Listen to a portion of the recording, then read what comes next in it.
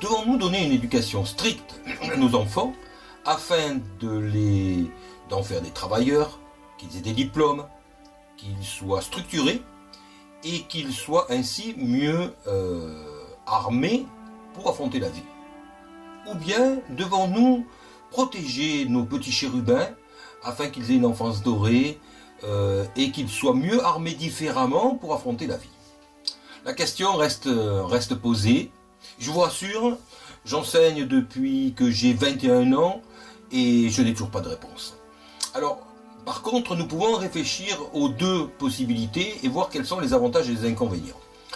Lorsque l'on a des enfants qui sont élevés de manière très structurée, très stricte, il y a deux possibilités. Soit ces enfants adhèrent parce qu'ils ont l'intelligence de comprendre qu'avec une structure mentale bien développée et des diplômes, ils seront mieux armés pour affronter la vie, effectivement, pour trouver un emploi, etc.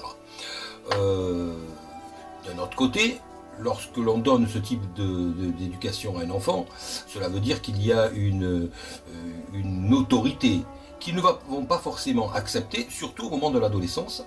Et si l'enfant ne comprend pas cela, il va risquer de rejeter totalement cette autorité, il va risquer de rejeter cette éducation pour finalement basculer quasiment dans l'inverse, ce qui peut avoir un effet totalement opposé à ce qui était recherché au début. Donc voilà, lorsque l'on donne une éducation stricte à un enfant, soit il accepte et dans ce cas-là en général on réussit, soit il n'accepte pas et dans ce cas-là c'est un échec assuré. C'est compliqué parce qu'au départ on ne peut pas savoir et il est difficile de se raviser au milieu de l'enfance d'un enfant. Et par exemple, lorsque l'on a commencé à être rigoureux et méthodique, laisser tout faire à un enfant à qui au départ on ne laissait pas tout faire est quelque chose de compliqué, ce n'est pas évident. Après, la deuxième technique consisterait à laisser nos enfants, à ces petits chérubins, faire ce qu'ils veulent. C'est ce qu'on appelle l'enfant roi. Alors l'enfant roi est un enfant à qui on ne peut rien demander parce que ce petit monsieur ou cette petite mademoiselle fait comme elle a envie. On l'appelle, elle vient si elle a envie. On lui pose une question et il répond s'il a envie. Et s'il ne répond pas, eh bien c'est lui qui décide.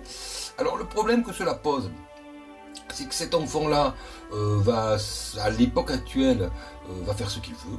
C'est un enfant qui n'acceptera pas la hiérarchie. Ça ne veut pas dire que c'est un enfant qui va échouer, parce que certains de ces enfants comprennent par eux-mêmes que de toute façon, il faut travailler pour y arriver, ont envie d'avoir des bonnes notes à l'école, et sans leur imposer une discipline, on peut arriver à ce qu'ils comprennent cela par eux-mêmes. Malgré tout, ce seront des enfants qui auront de très grosses difficultés à accepter des ordres, à accepter qu'un professeur les malmène un petit peu, dirons-nous, ou qu'un employeur par la suite leur donne un ordre impératif auquel ils devront obéir à ce moment-là. Mais encore une fois, il est également possible que l'enfant qui a été un enfant roi, devenant plus âgé, accepte et comprenne le fait que dans la société, en tant qu'adulte, les choses marchent d'une certaine manière, alors qu'enfant, les choses ont fonctionné différemment. Alors je me fais un petit peu l'avocat du diable, bien entendu, lorsque je défends ces deux points de vue. En tant qu'enseignant, bien entendu, j'aurais tendance à défendre la première possibilité, qui consiste à donner une méthode à un enfant, à lui faire comprendre qu'il faut être structuré pour réussir. Maintenant, il est assez compliqué de donner une règle absolue qui va marcher pour tout le monde. Il y a des enfants avec qui une technique va fonctionner, puis pas d'autres, et vice-versa.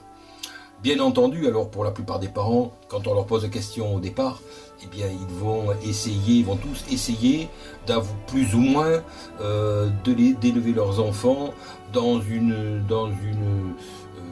discipline qui sera à la fois une discipline, sans pour autant les laisser tout faire, c'est-à-dire ils vont essayer de respecter un juste milieu, mais c'est très compliqué, parce que lorsque vous demandez quelque chose à un enfant qui par exemple est en train de jouer à la console de jeu, vous lui demandez de s'arrêter.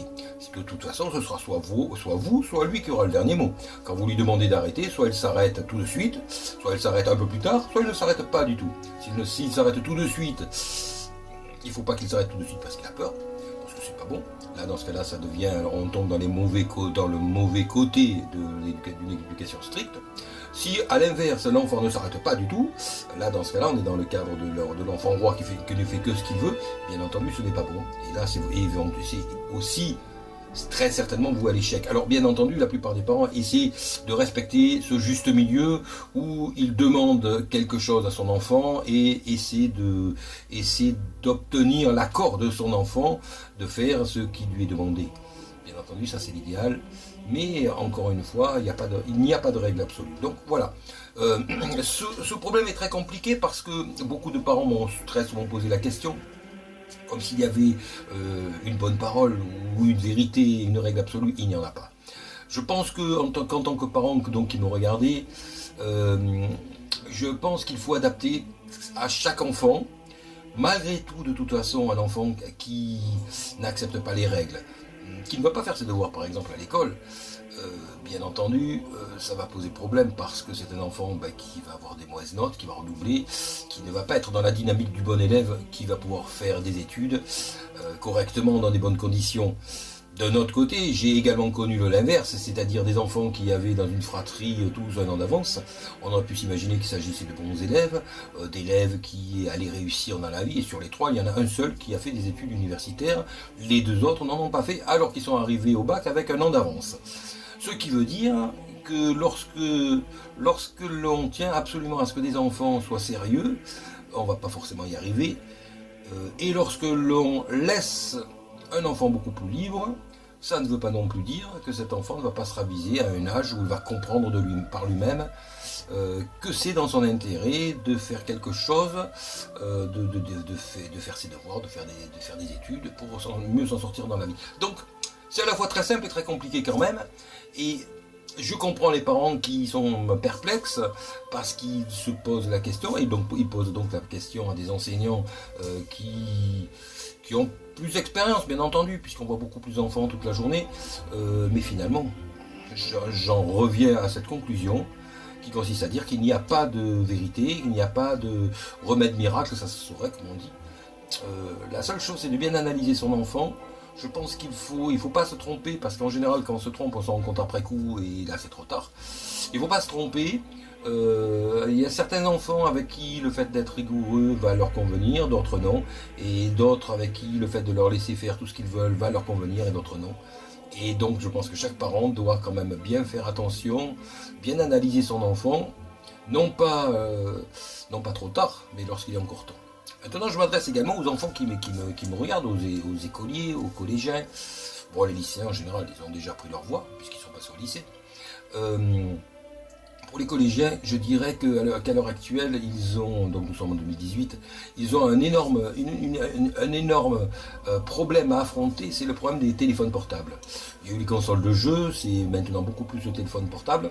Le problème que ça pose, c'est que lorsque l'on est toute la journée sur un téléphone, ou voire même lorsque l'on parle à quelqu'un, en ayant son téléphone portable allumé, et que l'on a en réalité une connexion avec un copain ou une copine sans que la personne en face le sache, en fait on n'est pas réellement ni avec une personne ni avec une autre. Bon, ça c'est quelque chose que les parents ne savent pas beaucoup, mais actuellement je vois très souvent des enfants, des adolescents qui ont le petit copain, la petite copine en connexion sur leur téléphone qu'ils ont à la main alors que le téléphone paraît éteint. Alors ça va provoquer certains problèmes parce que du coup on a un enfant face à nous qui fait le malin parce qu'il sait qu'il est entendu par le copain et la copine. Et ça, les parents ne le savent pas. D'ailleurs, j'en profite pour tirer la sonnette d'alarme à ce sujet-là. Parfois, vous vous demanderez pourquoi votre enfant vous parle comme ci ou comme ça. Et en réalité, regardez leur téléphone, vous verrez, vous comprendrez. Alors, je m'adresse aux enfants maintenant. Il faut comprendre que pour s'en sortir dans la vie, de toute façon, il arrive un moment où on est obligé de s'assumer. Les parents peuvent assumer un certain temps, mais il y a un moment où on est obligé de s'assumer par soi-même. Et que dans ce cas-là, de toute façon, le mieux dans tous les cas, c'est quand même d'avoir, si ce n'est un diplôme, au moins une compétence. Je dis ça dans le sens où par exemple, avoir un CAP qui donne un métier est bien plus utile à l'heure actuelle qu'avoir un bac qui donne pas de métier, et si l'on ne fait pas d'études par la suite. Alors c'est vrai qu'en tant qu'enseignant, pour les parents, très longtemps, on voyait des parents qui disaient à mon fils, il doit faire un bac, il doit faire des études, et faire la voie du CAP ou du BEP était quasiment considéré comme une voie d'échec. Mais je tiens à confirmer que c'est pas du tout le cas. Je prends l'exemple de filles qui n'ont pas envie de faire de longues études, mais qui vont aimer les cheveux, les ongles, la peau, l'esthétique, etc. Il vaut bien entendu mieux leur faire un CAP de coiffure, je dirais, pour commencer, pour ensuite les encourager à continuer dans ce type de voie, parce qu'elles auront un métier, alors que sinon, en se retrouvant avec un bac sans rien, ce sera très compliqué. Et pareil pour les garçons, il vaut mieux avoir un CAP de mécanique, voilà, je prends l'exemple de la mécanique, qui correspond plus ou moins, qui est l'équivalent pour un garçon. Il vaut mieux avoir un CAP de mécanique et qui permettra de travailler. Alors, c'est vrai qu'après le garçon peut se dire, mais j'ai pas envie de faire ça toute ma vie. Oui, mais dans ce cas-là, il a quand même un métier, et il va pouvoir évoluer. Il va pouvoir évoluer, passer un bac pro, éventuellement ensuite basculer dans une formation universitaire, un DUT, un BTS, une licence pro, etc. Donc voilà. Donc je m'adresse à nouveau aux parents qui me posent la question, puisqu'en fait en faisant cette vidéo, j'en profite pour répondre à une foule de parents qui me posent la question depuis très longtemps. Vous voyez, je réponds à tous ces parents qu'en réalité, moi-même ayant été parent et moi-même ayant été confronté aux problèmes, et étant actuellement toujours confronté aux problèmes, je ne peux pas donner de recette miracle. La seule chose à faire, je pense, c'est analyser son enfant et ne pas se tromper. Lorsqu'on se trompe, on s'en rend vite compte par la suite, mais c'est trop tard.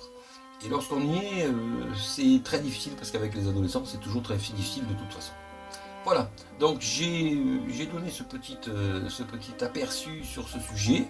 Je reviendrai dessus parce que je sais que vous me posez souvent des questions qui correspondent à ça et que nous cherchons bien entendu les moyens qui permettent d'avoir les meilleurs résultats. Alors là, je ne pense pas que je vous donne de grandes réponses, mais tout au plus éventuellement des éléments de réflexion.